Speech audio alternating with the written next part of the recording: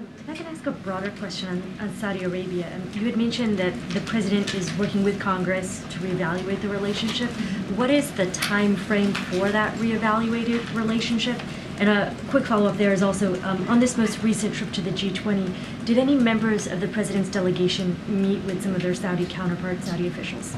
Yeah, let me take your first question first. So following the OPEC Plus decision, as you said, the president directed his team to reevaluate the relationship with Saudi Arabia. That's what we're doing. And so in consultation with both parties in Congress, longstanding U.S. allies, partners in the region, and with the Saudis, there have already been consequences.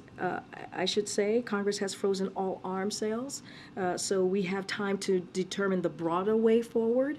And, we have already had preliminary conversations with the Hill.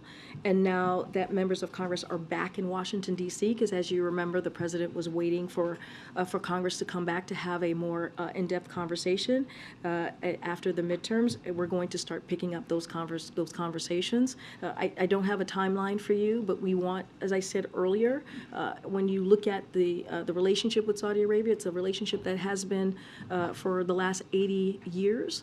And it's always been done when we think about that relationship in a bipartisan way, and that's what the president wants to do.